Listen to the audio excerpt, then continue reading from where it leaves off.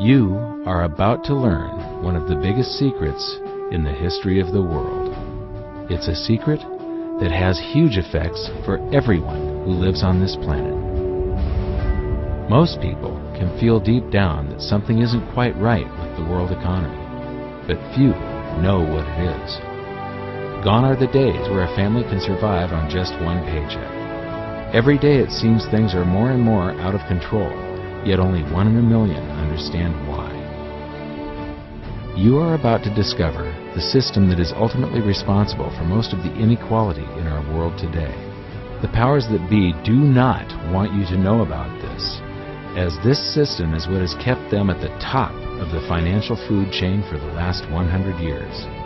Learning this will change your life because it'll change the choices that you make. If enough people learn it, it'll change the world because it'll change the system.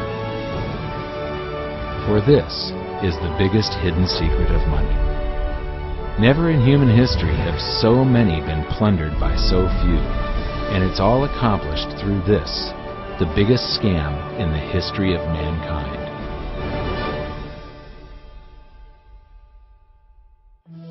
They say that money doesn't grow on trees, but the truth is that the modern banking system creates currency far faster than trees can grow.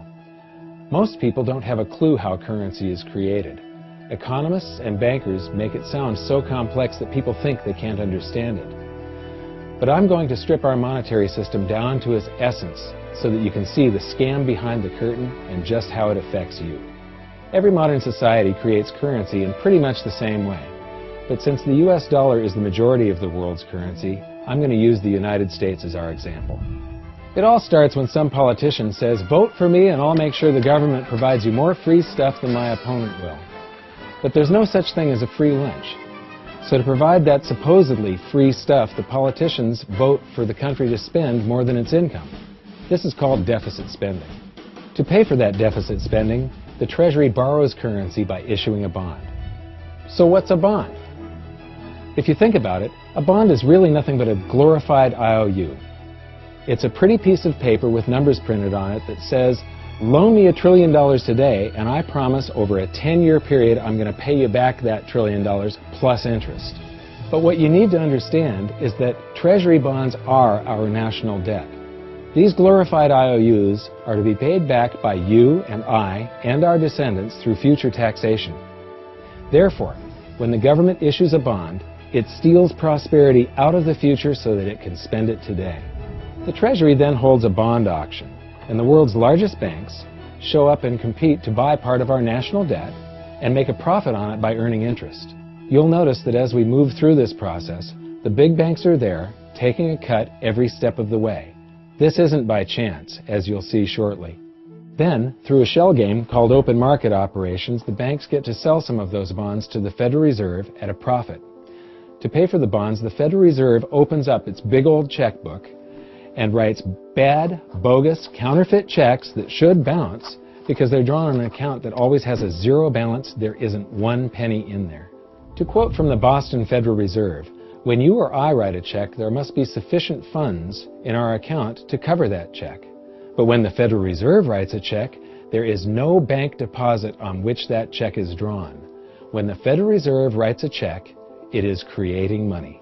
The Fed then hands those checks to the banks, and at this point currency springs into existence. The banks then take that currency and buy more bonds at the next Treasury auction. But what is a check? A check is also an IOU. When you write a check, you're making a note that says, "Here's my IOU for cash. All you have to do is go to the bank and pick it up."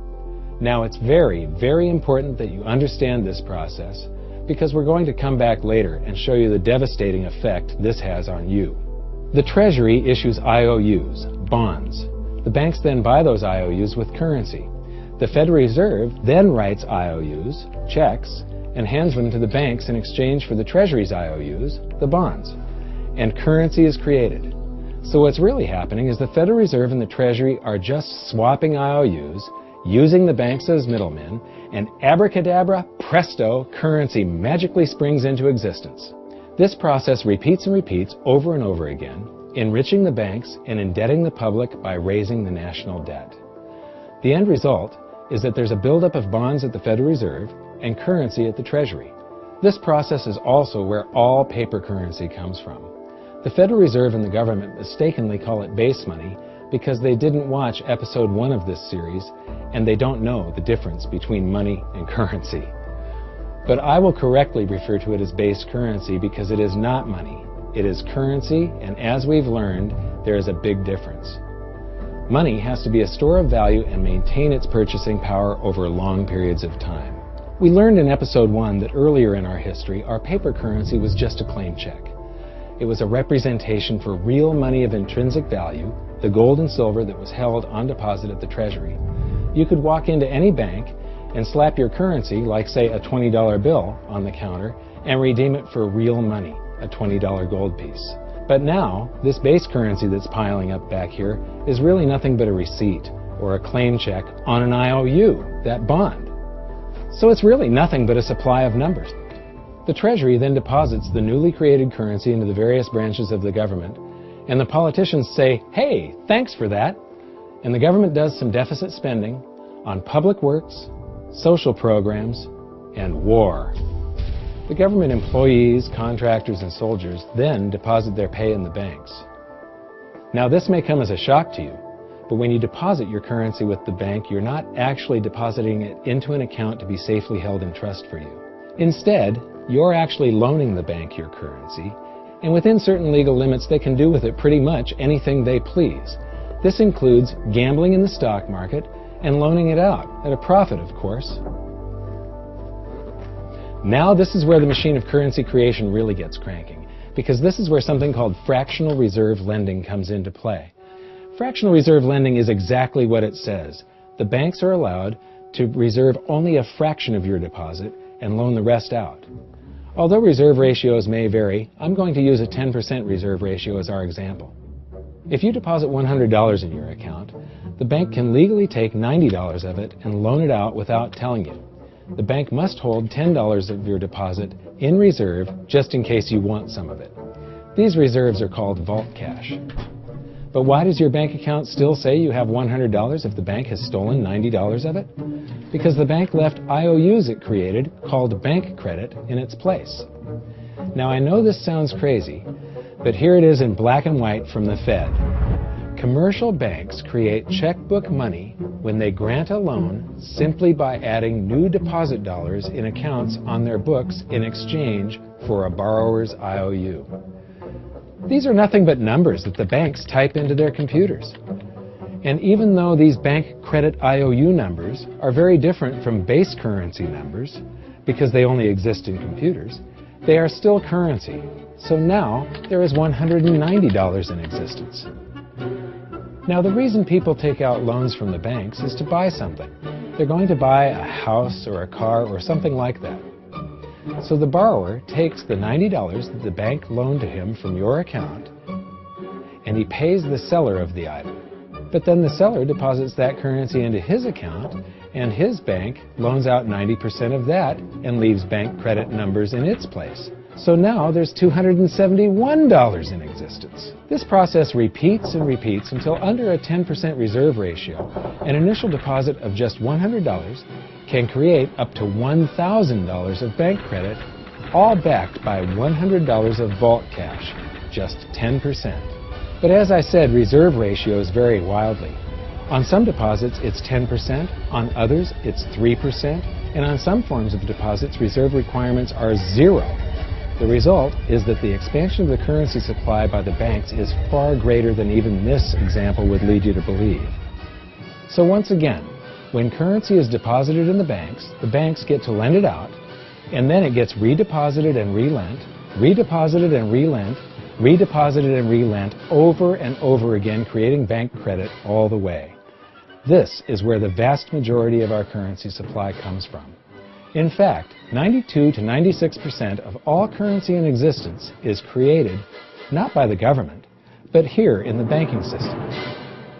Now, massive amounts of currency spewing into society may at first sound like a fun idea. That is, until you remember one of the most important hidden secrets of money from episode 1, that the prices of everyday goods and services act as a sponge on an expanding currency supply. The more currency we have, the more prices rise. This is where inflation comes from. The true definition of inflation is an expansion of the currency supply. Rising prices are merely the symptom. So our entire currency supply is nothing but a couple of bucks whipped up in this hocus-pocus scam where the Treasury and the Federal Reserve swap glorified IOUs, and a bunch of numbers that the banks just type into their computers. That's it. That's our entire currency supply. It's nothing but a supply of numbers. Some of them printed, most of them typed, and there is nothing else. But if you thought that was crazy, get ready to enter the twilight zone of modern economics. We work for some of that currency supply. True wealth is your time, but we trade away moments of our lives, hour by hour, day by day, and year by year, for numbers that somebody printed on pieces of paper or just typed into a computer. Now those numbers represent our blood, sweat, tears, labor, ideas, and talent. We are what gives the currency its value. But here comes the really cruel joke. We work hard so that we can save some of that currency, so that we can pay the tax collector in the United States, it's known as the IRS. They then turn it over to the Treasury so that the Treasury can pay the principal plus interest on that bond that the Federal Reserve bought with a check drawn on an account that has nothing in it. Now let's do a recap on this section because this is where the system begins to rob you and I on a massive scale. Much of our taxes are not used for schools, roads, and public services, but to pay interest on bonds that the Federal Reserve bought with a check drawn on an account that has nothing in it. The Federal Reserve is committing fraud. But here's one of the biggest secrets of them all. Before the establishment of the Federal Reserve, there was no need for personal income tax. The Federal Reserve was created in 1913, and that very same year, the Constitution was amended to allow income tax. Do you really think this was just a coincidence? Ask yourself how much income tax you've paid over your lifetime. Much of it has been silently siphoned away into the hands of those who own the system. Yes, this system has owners. Who they are is an even bigger secret that we'll get to shortly. But first, we need to understand the mumbo-jumbo of the so-called debt ceiling. It's all based on a huge paradox. There was interest due on that bond, and there was interest due on every one of those loans that the banks made. That means that there is interest due on every dollar in existence. Let me ask you something. If you borrow the very first dollar into existence, and that's the only dollar that exists on the planet, but you promise to pay it back plus another dollar's worth of interest, where do you get the second dollar to pay the interest? The answer is that you have to borrow that one into existence and promise to pay it back with interest as well. So now there are $2 in existence, but you owe $4, and so on and so on. The result is there's never enough currency to pay the debt. There is always more debt in the system than there is currency in existence to pay the debt.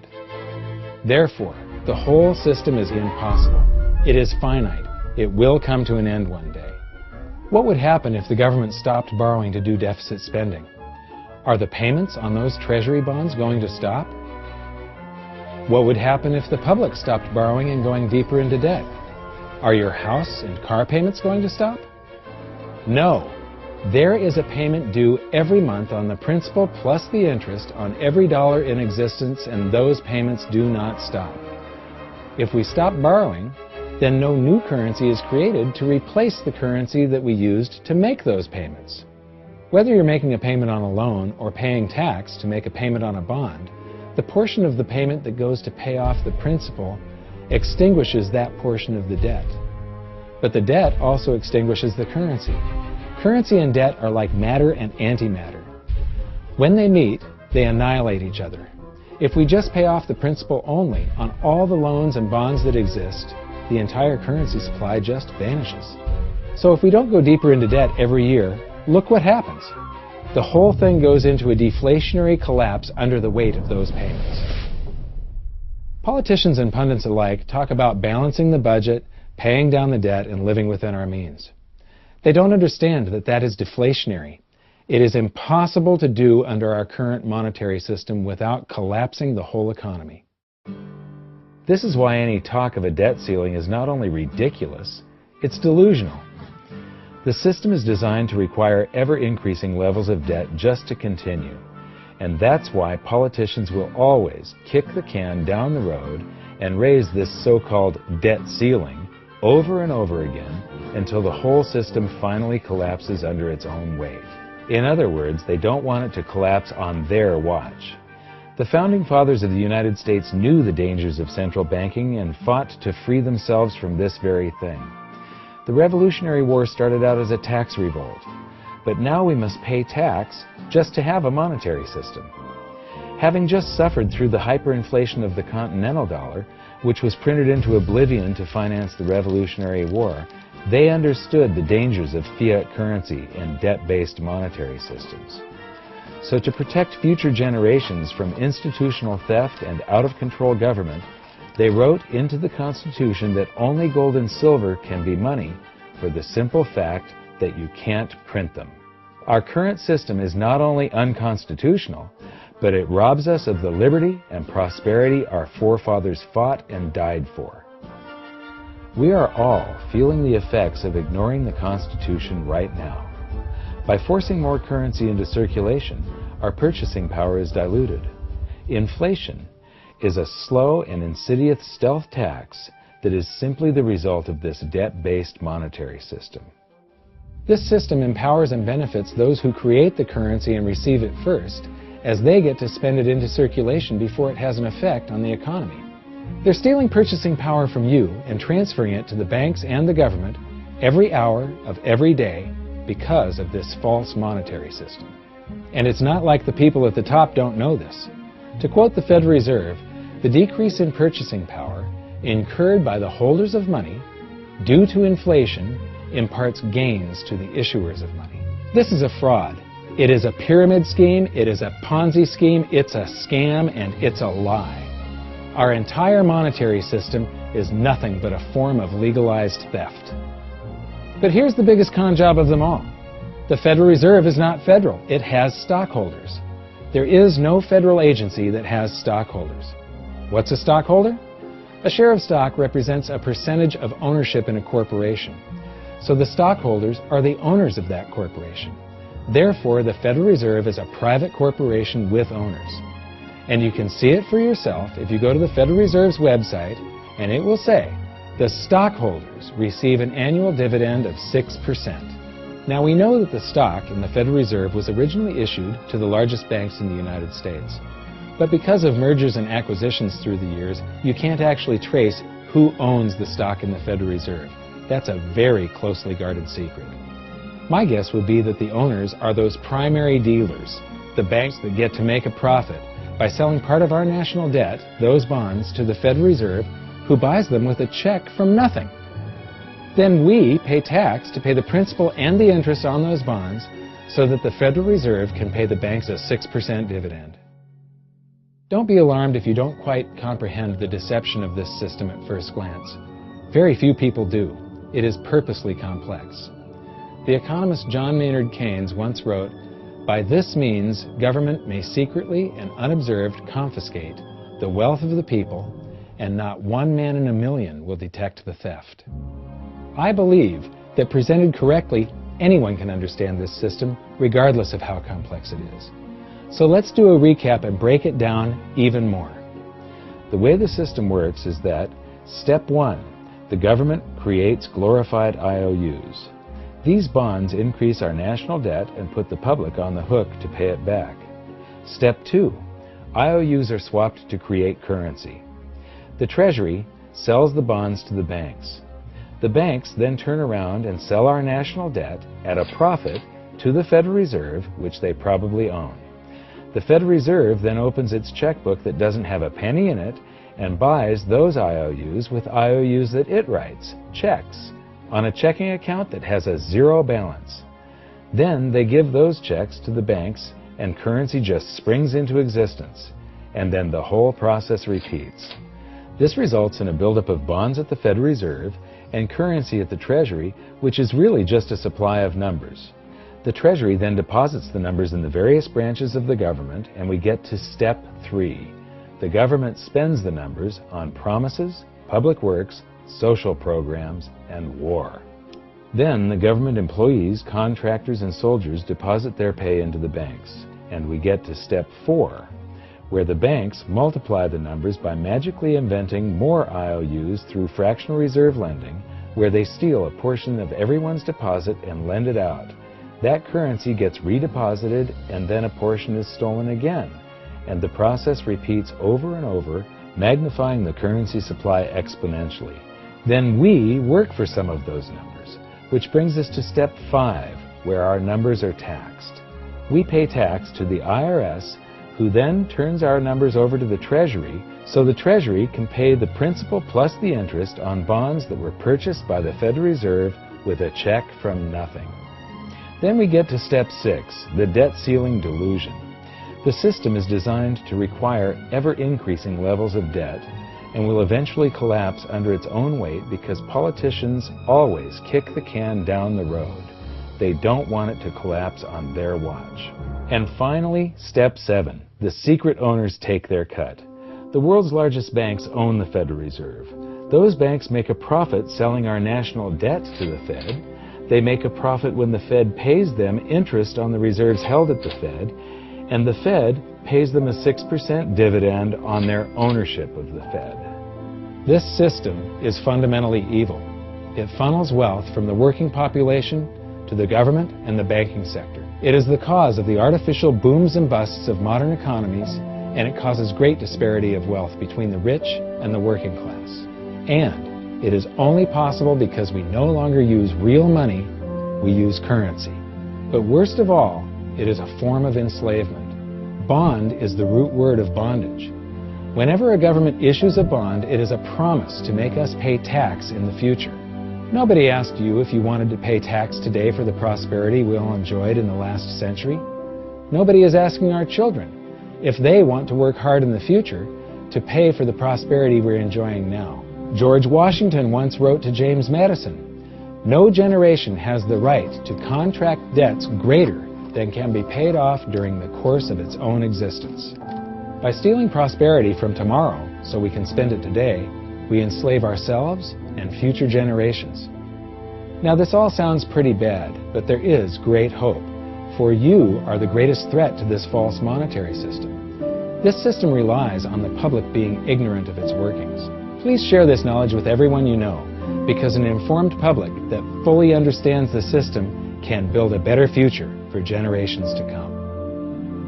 And now I leave you with this quote, widely attributed to a former director of the Bank of England. "The modern banking system manufactures money out of nothing. The process is perhaps the most astounding piece of sleight of hand that was ever invented. Banking was conceived in inequity and born in sin. Bankers own the earth. Take it away from them, but leave them the power to create money and control credit, and with the flick of a pen, they will create enough money to buy it back again. But if you want to continue as the slaves of bankers and pay the cost of your own slavery, let them continue to create money and to control credit." This is the Federal Reserve in Washington, D.C. It's located on Constitution Street, and that is just as much of a joke as the New York Fed being located on Liberty Street. Both of them are unconstitutional, both of them limit our liberty, and they transfer wealth away from us every second of every day to the Federal Reserve, to the government, and to the banking sector. You are now among the 1 in a million who can detect the theft of your prosperity. So the big question is, what can you do about it? 1. Watch this video until you can describe and teach it to others.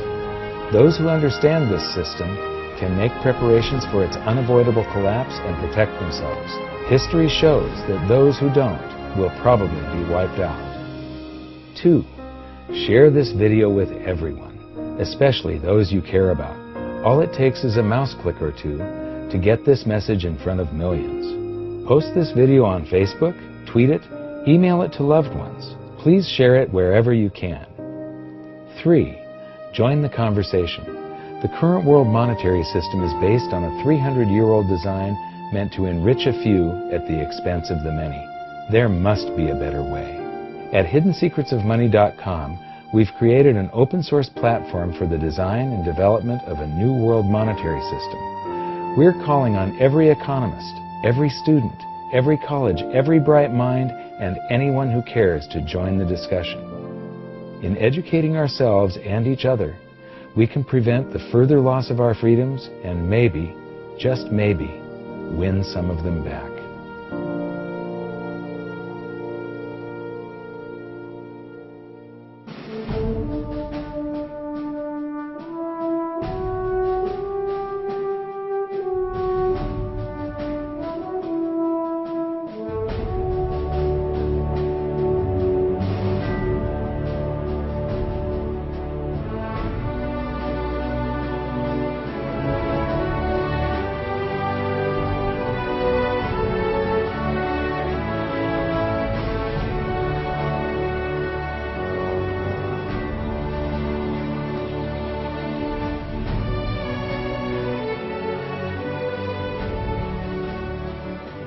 I think your episode 4 is very beneficial, very helpful. It's going to introduce these ideas to a lot of people, and like I've just been talking about, we have to change people's mind, and the more they understand it, the better. And I think we're at this point now where more people in the last several years, 4 or 5 years, have thought about the Fed than they ever have in the previous 95 years. So I think an explanation and diagrams to show it is very helpful, because quite frankly they're not going to get it in their grade school, they're not going to get it in their high schools, they're not going to get it in college unless they're in a very rare circumstance to understand how this works. You know, for years before I got involved in really studying gold and some of the things I write and talk about today, I was a monetary economist for decades. You know, in your video, you talk about the primary dealers. I was chief counsel and chief credit officer of one of the largest primary dealers for 10 years. So I had an inside seat on the Treasury market and have the privilege of working with several former vice chairmen of the Board of Governors, Manley Johnson and David Mullins, going back to the 80s and 90s. So I'm very immersed in what you were talking about. And I thought it was extremely accurate, extremely clear. I didn't think you were stretching on any points. It was really like something out of a PhD course, except that it was very easy to understand. I think it's accessible. I think we're seeing a little bit of a revolution in communications in the following sense. You know, as you point out, the Fed was created in 1913. Well, in 1913, there was no web, there was no YouTube, no Twitter. There was really no one to kind of stand up and oppose the Fed or call them out, if you will, or really get into a discussion that everyday Americans could follow. That's not true now with social media and everything else. You can reach out to millions and tens of millions of people and tell them what's going on. I think you've done that. You've done it successfully. I applaud it. I think this is a great video. I look forward to seeing it again. I know millions of people will enjoy it. Well, as we know, the Federal Reserve believes it can create money out of thin air, not realize money is supposed to represent real products and services. And what people don't realize is when the Fed does that, in effect, as Keynes pointed out, it's a form of taxation. It's a form of confiscation. And because people don't see it, the politicos get away with it, but it also undermines social trust. It just is corrosive throughout society. We're going to have a lot of turmoil in the coming years, but it's going to be the kind of turmoil that leads to positive things. So don't despair. Get out there and fight, because the tide is going to turn. This is going to be the status last stand. Thank you. This episode of Mike Maloney's Hidden Secrets of Money was brought to you by GoldSilver.com and the new Silver Pegasus Round. To learn how to protect your family and turn the coming economic storms into opportunity, visit GoldSilver.com.